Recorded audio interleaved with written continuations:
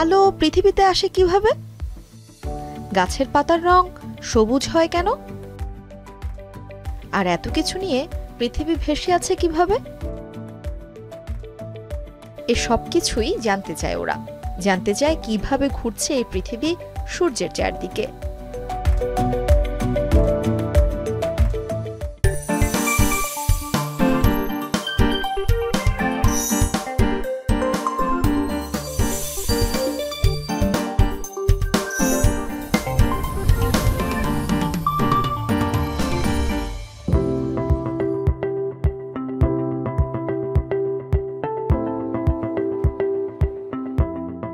চুম্বক চুম্বক হচ্ছে লোহা আকর্ষণ করে।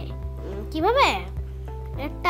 এক ধরনের ইলেকট্রিক আছে, ইলেকট্রিক পাওয়ার, যেটা করতে পারে ম্যাগনেটটারে। আকর্ষণ হচ্ছে একটার সাথে একটা লাগা, চুম্বক দিয়ে লোহার জিনিস ওঠানো যায়। এটা আমার যতদূর জানি ওটাই হচ্ছে ট্রেনের বড় বড় চুম্বক থাকে, যেগুলা লোহার জিনিস দিয়ে ফেলে দেওয়া যায়।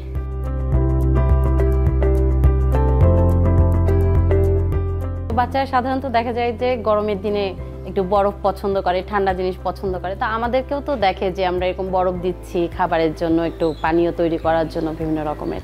তো ও নিজেও এর জন্য চিন্তা করলো যে আমিও একটু বরফ দিব। দেখলাম যে তুমি বরফ দিবা যখন, তখন তাহলে একটা বড় বক্সে দাও, তার ওভাবে মানে ভালো থাকবে। তখন ও বড় একটা বক্সে দিলেও কিন্তু সে চাইলো কি ওটা একটা আইসক্রিমের মতো করেই খাবে। তো চিন্তা করলাম এটা খুব বিপজ্জনক, যেহেতু এখন গরমের মধ্যে ঠান্ডাটা খেতে গেলে তো ঠান্ডা লেগে যাবে। তখন বললাম যে বাবা তুমি এটা খেও না, তার চেয়ে একটা কাজ করো, এটা দিয়ে তুমি একটু খেলা করো। তো কিভাবে খেলা করবে?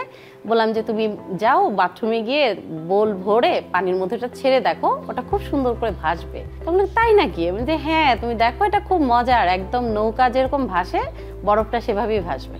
এখন ওটা ভাসতে দেখে ও ভীষণ আনন্দ পেল, একদম মানে মা আসলেই তো এটা সত্যি ভাসতেছে, যে আমি তো জানি নৌকা ভাসে, এখন যে বরফও ভাসে, এটা কেন ভাসতেছে মা, এটা এত সুন্দর করে ভাসতেছে। তো ওটা নিয়ে একদম যতক্ষণ বরফটা মানে না গললো ততক্ষণ ওটা নিয়ে খেললো। পানিতে দিলে গলে যায় বরফ।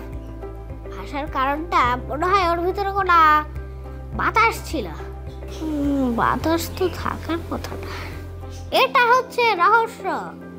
এরকম বড় ছিল, আস্তে আস্তে আস্তে আস্তে আস্তে ছোট হয়ে যায়। আমি তখন আব্বুর কাছে জানতে চাইছিলাম যে কেন এটা ভাসে।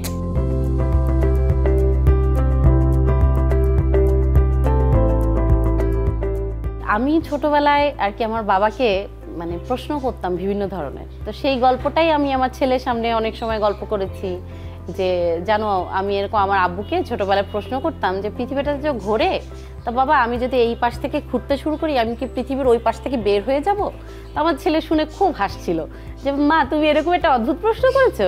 যে আসলেই তো, তুমি তো অদ্ভুত প্রশ্ন করলেও তো জিনিসটা চিন্তার করার বিষয়, যে আসলে কি মা আমরা এরকম ঘুরতে থাকলে কি ওই পাশ থেকে বের হয়ে যাব? এই থেকে মোটামুটি আমার ছেলেও প্রশ্ন শুরু করে দিল যে মা এভাবে প্রশ্ন করছে, তা আমাকেও জানতে হবে। মা আমারও এরকম অনেক প্রশ্ন আছে। যে কি প্রশ্ন আছে? যে দেখো এই যে সূর্যের আলোটা আজকে এত আলো কেন, আজকে এত মেঘলা কেন, এই যে তুমি মেঘলা বলছো, আলো কম কেন, এইটা আমার প্রশ্ন। তারপরে ওর খুব সৌরজগৎ নিয়ে খুব তো আমার দেখা গেছে যে ইউটিউবেও দেখতে গেলে এরকম যে সায়েন্টিফিক্যাল প্লাস হিস্টোরিক্যাল কিছু দেখলে ওর খুব ইন্টারেস্ট ফিল হয়, যে এটা কেন হলো, এটা কি, দেখো আম্মু এটা কি অদ্ভুত জিনিস, এটা কি মজার জিনিস। তো আমরা এর পাশাপাশি আসলে বিজ্ঞানের বিভিন্ন রকম গল্পও করি, গল্পের বইও কিনে দিই ওকে।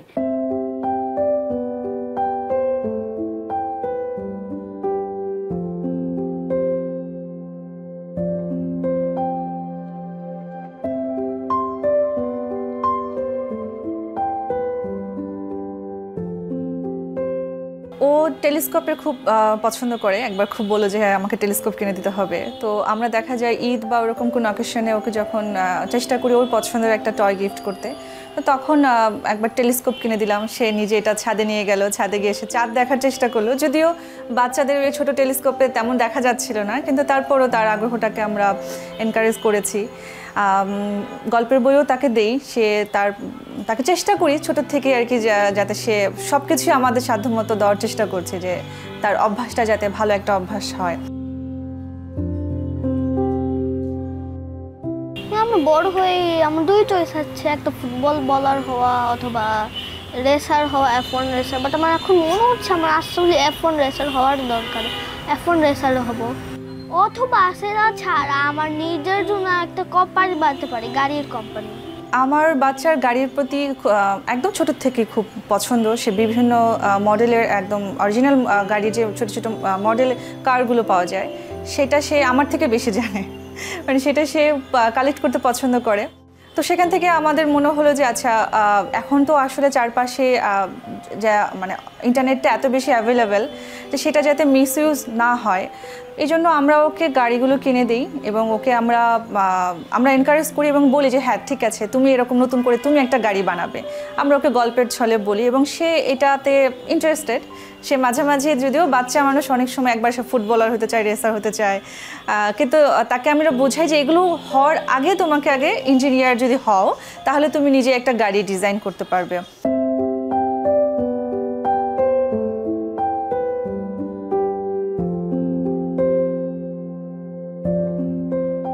বড় হয়ে গাড়ি বানাতে চাই, আমার পড়তে হবে আরও, আমার স্কুলে আরও ভালো রেজাল্ট বানাতে হবে। ফার্স্ট আমার ইঞ্জিনিয়ার হতে হবে, আমার ফার্স্ট কলেজ যেতে হবে, স্কুল এগুলো সব পাস হলে কলেজ যাব, তারপর ইউনিভার্সিটি যাব। তখন আমি ইউনিভার্সিটির এই যে ইঞ্জিনিয়ারিং শিখব। গাড়ির বিভিন্ন পার্টস এই জিনিসগুলো সে এক্সপ্লোর করে, তার ভালো লাগে, সে জানে আরও অনেক। এখন তো ক্লাস 2-তে, ও আরও বেশ কয়েক বছর আগে থেকে এই বিষয়গুলো সে জানে যে কোনটা কি পার্টস, কোনটাকে কি বলে। ট্র্যাক কার হইলে আমি দেখাই কোন টাইপের ট্র্যাক কার বানাতাম। আর বললাম না F1 এই যে F1 রেসার হব, F1 রেসার গাড়িগুলো এমন হয়। ট্র্যাক কারের জন্য আগে চ্যাসি বানাতে হবে। চ্যাসি মানে এই যে এটার মধ্যে সেম বানাতে হবে, মাত্র ফ্রন্টটা। এটা একটা সেভি কমারো ক্লোজ স্টক ট্র্যাক গাড়ি। আরও একটা ভালো ভার্সনের সেভি কমারোটা বানাতে চেষ্টা করবো। এবং বুগাটি বোলাইডি, এমন এটা মোস্ট ফাস্টেস্ট গাড়ি, সেমন মতো আমি আরও একটা ফাস্টার গাড়ি বানাতে চাই। চিটিং করে তো গোল পাওয়া যাবে না, দাও অ্যাক্সিডেন্টলি গোল হলে ওটা গোল হয়ে যাবে। Yes, I win round 1.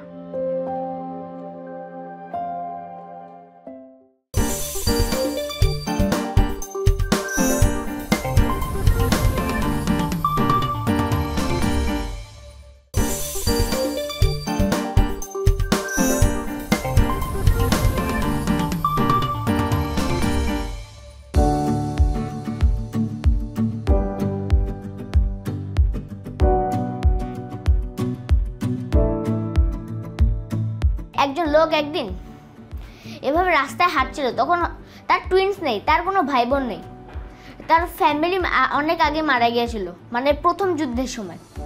সে তখন লন্ডনে বাস করতেন। হঠাৎ করে দেখেন যে তার হঠাৎ করে একদম তার টুইন্সের মতোই একজন কে জানি এসে দাঁড়িয়ে আছে, অদ্ভুত পোশাক, মনে হচ্ছে কি ফিউচার থেকে এসেছে এরকম। সেই সময় আমি ভাবছিলাম এটা আবার মাল্টিভার্স থেকে আসলো নাকি।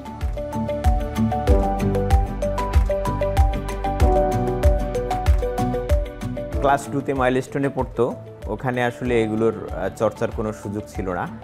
বাট লাকিলি ও গত বছর সেন্ট জোসেফে চান্স পেয়েছে। ওখানে সায়েন্স ক্লাব আছে, ডিবেটিং ক্লাব আছে, বিভিন্ন রকম ক্লাব আছে যেখানে এক্সট্রা কারিকুলার অ্যাক্টিভিটিগুলো করা যায়, সায়েন্সের প্র্যাকটিস করা যায়।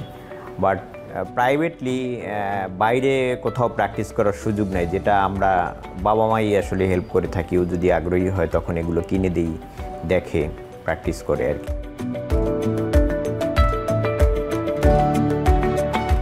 আমি আমার নলেজ ব্যাংক বইয়ে পড়েছিলাম যে অনেকগুলো ইউএফও ধরা পড়েছিল। বিশেষ করে এক ধরনের একটা সিগন্যাল এসেছিল, কিছু একটা নাম্বার আর একটা ওয়াও সিগন্যাল। এই সিগন্যালটা অনেক অদ্ভুত, এটা এইরকম সিগন্যাল কখনো আসেনি, তাও আবার টাইপ করা না, এটা পেন্সিলের মতো আঁকা, এরকম কিছু একটা ওয়াও সিগন্যাল। তার সঙ্গে সঙ্গে দুইজন লোক এভাবে রাস্তায় হাঁটছিল, তখন হঠাৎ করে কোনো একটা ফ্লাইং সৌসার দেখেছেন, সেইটা মনে হয় ইউএফও ছিল, তাই এই ইউএফও ধরা পড়েছে। কলকাতা আর আকাশে এক ধরনের আলো পড়েছিল, প্রায় 5-6 ঘন্টা ছিল, এই আলোটা তবুও নিবিনি। আর যদি ওটা প্লেন হতো, তবে হেলিকপ্টার হতো, এতক্ষণে তো অনেক দূরে চলে যেত, কিন্তু একই জায়গায় দাঁড়িয়ে ছিল। এর মানে তো কোনো কিছু একটা আছে।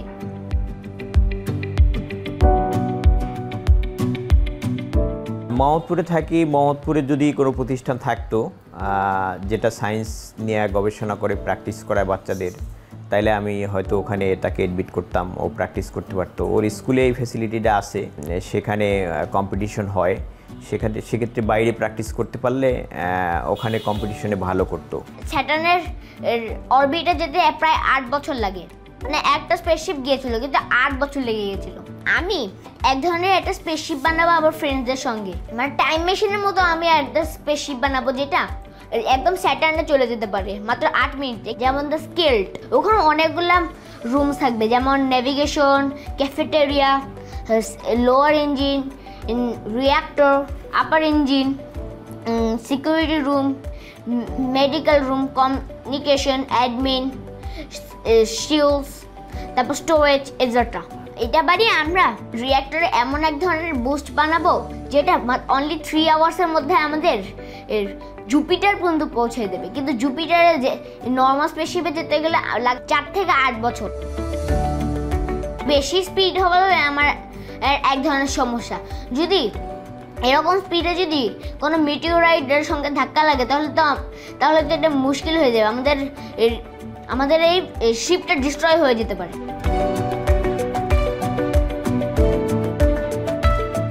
আমি এমন এক ধরনের রুম বানাবো না ওয়েপন্স, যেখান থেকে আমি মিটিওরাইটগুলোকে শুট করে আমরা ধ্বংস করে দিতে পারবো। তারপর যদি আমি দেখতে পারি যে এইসব সবকিছু এক্সিস্ট হচ্ছে, আমি পৃথিবীতে আসবো, তো অলসো তো আমি তাদের ফটো তো তুলবই। গিয়ে আমি প্রথমে কমিউনিকেশনে পাঠিয়ে দেবো, তারপর আমি আবার ওয়ার্ল্ডে ফিরে আসবো। ফিরে এসে আমি ডিসকভার করবো, আর আমি ওদের নামও রাখবো। তারপর এবার মাল্টিভার্সে যেতে গেলে তো আমার হাফ লাইফ পার হয়ে যাবে, সেইটা তো আমি করতে পারবো না। তাই আমি এমন এক ধরনের রিস্ট ওয়াচ বানাবো যেটায় বাটন টিপলে এক ধরনের পোর্টাল বের হবে, আর পোর্টালে যদি জাম্প করে তাহলে অন্য ইউনিভার্সে পৌঁছে দেবো, এরকম।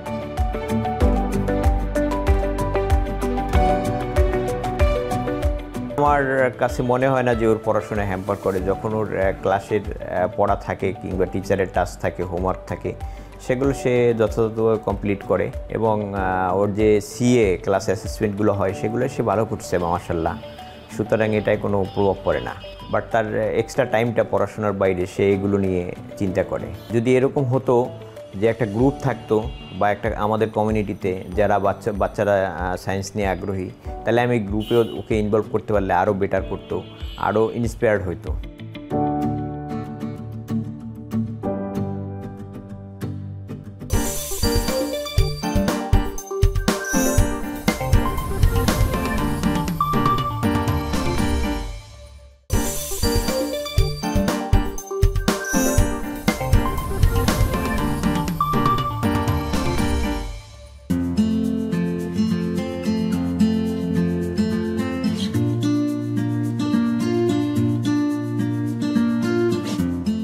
আমি বড় হয়ে ডাক্তার হতে চাই।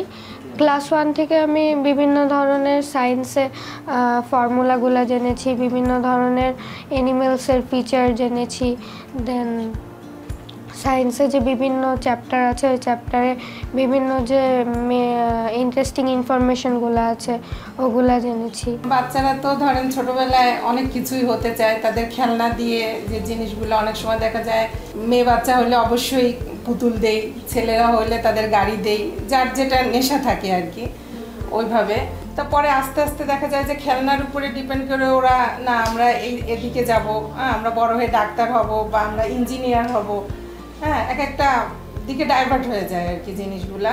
তো ওইভাবেই বড় হওয়ার পরে যখন স্কুলে যায় তখন তাদের সাবজেক্টের উপরে যেটা পছন্দ করতে থাকে সাবজেক্ট, সেই অনুযায়ী তারা বড় হয়ে ওইভাবেই চলে যায় যে আমি কোন দিকে যাব, আমি সায়েন্স নিব বা আর্টস নিব বা কমার্স নিব।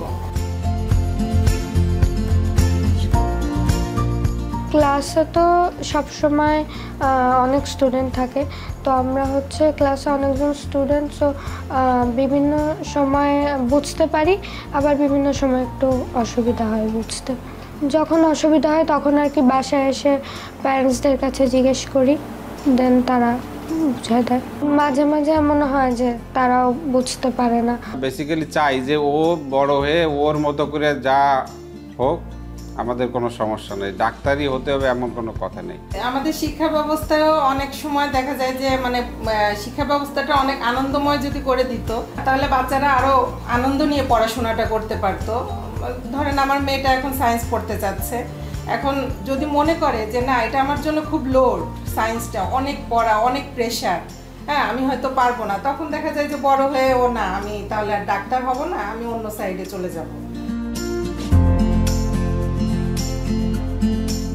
আমার অনেক সময় এরকম মনে হয় যে জিনিসগুলা আরও একটু বেশি জানা দরকার, আরও একটু বিভিন্ন ধরনের জানা দরকার। ক্লাসে আমরা বিভিন্ন সময় যে জিনিসগুলো পড়ি ওইগুলো আমরা যে সামনাসামনি যদি আরও ভালোভাবে প্র্যাকটিক্যালভাবে দেখতে পারতাম চোখের সামনে, তাহলে ওই জিনিসগুলো আমাদের জন্য আরও ভালো হতো। বিভিন্ন টয় দিয়ে খেললো যে না ডাক্তারদের এই জিনিস লাগে, সায়েন্স পড়তে এত নেশা, জিনিসটা হচ্ছে গিয়ে নেশায় ধরায় দিতে হবে। ম্যাথটা যেমন একটা নেশা, যত করবে তত কিন্তু ওরা আনন্দ পাবে। এইভাবে যদি পড়াশোনাটা আগায় যায় তাহলে মনে হয় বাচ্চারা বাচ্চাদের যে ছোটবেলায় যে লক্ষ্যটা থাকে ওটাই তারা পৌঁছায় যেতে পারবে।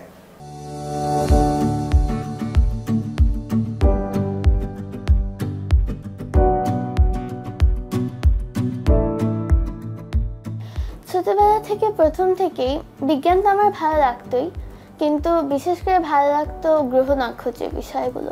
যেমন ছোটবেলা থেকে কার্টুন দেখেছি অনেকে বিষয়ক, তারপরে বই পড়েছি, বই পড়ে মানে এই বিষয়ের উপর একটা আলাদা ইন্টারেস্ট তৈরি হয়। তো তখন থেকে এই বিষয়ক বিভিন্ন বই মা বাবার সহায়তায় বইমেলায় যেতাম। সবসময় যখন বই কিনতে যাচ্ছি দেখা যাচ্ছে যে এই ধরনের বইগুলোতে আগ্রহ বেশি। অনেক সময় দেখা যায় যে চিরুনি দিয়ে এইগুলো উঠে, কাগজগুলো উঠে, এইগুলোতে তার খুবই ইন্টারেস্ট দেখতাম ছোটোবেলায়। তো এইভাবে আস্তে আস্তে আস্তে আস্তে দেখতে দেখতে দেখা গেল যে কিছু সময় দেখা যেত যে প্রাগ ঐতিহাসিক যুগের বইগুলো পছন্দ, যেমন ডায়নোসরের 3D মডেলের জিনিসগুলো পছন্দ, আবার কিছু সময় দেখা গেল যে সে গ্রহ টহ এগুলোতে বেশি পছন্দ।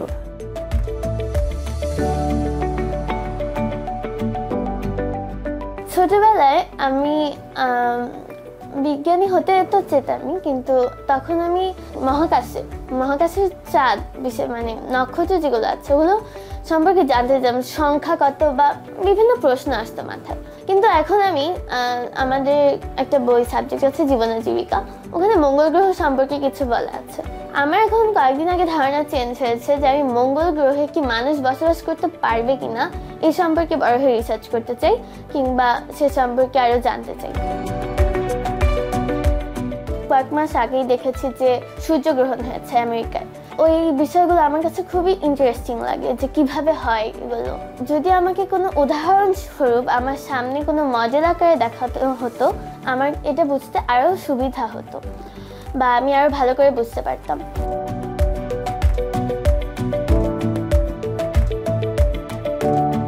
ছোটবেলায় যে বইতে সেখানে কিন্তু মানে প্রাথমিক কিছু বিষয় শেখানো হতো যা ভাষাগুলো খুবই সহজ ছিল। যত আমরা বড় হচ্ছি মানে ইংলিশ নামগুলো আসছে, আরও ভাষাগত দিকগুলো কঠিন হয়ে যাচ্ছে। যেগুলো নর্মাল ভাষা আমরা ইউজ করি সেগুলোর চাইতে ল্যাটিন যে ভাষাগুলো ওগুলো আমাদের মানে বুঝতে সমস্যা হচ্ছে। আমার ধারণা যে ছোটোবেলা থেকে যদি আমাদের আস্তে আস্তে এগুলো ধীরে ধীরে শেখানো হতো, হঠাৎ করে না দিয়ে, তাহলে আমাদের বুঝতে আরও সহজ হতো। আমি আজকে বলছিলাম আমার টিচারকে যে ভাষাটা যদি একটু সহজ হতো, মুখস্থ করার ব্যাপারে কিছু কিছু জিনিস তো মুখস্থ করতেই হবে, সেক্ষেত্রে মুখস্থ করাটা আরও সহজ হতো কিংবা বুঝতে সহজ হতো। আমাদের কাছে বাচ্চারা অনেক সময় কোশ্চেন করে, এগুলো হয়তো আমাদের সময়ের অভাবে বা আমাদের জানার অভাবে আমরা অনেক কিছু বলতে পারি না, বা আমার নলেজটা হয়তো অত ডিপতে নাই। তো ওই ক্ষেত্রে ওর যে নলেজগুলো কোয়েরিগুলো এটাতে যদি কোনো ধরনের শিক্ষা সফর কিংবা ক্লাসরুমেরই কোনো রকম সায়েন্স ফেয়ার এগুলো যদি আরও বেশি হতো, তাহলে প্র্যাকটিক্যালি জায়গাগুলো যেত, তাহলে আরও বেশি জানতে হয়তো। আমার কাছে মনে হয়েছে যে তাদের ক্লাসরুম থেকে বের হয়ে আসা উচিত।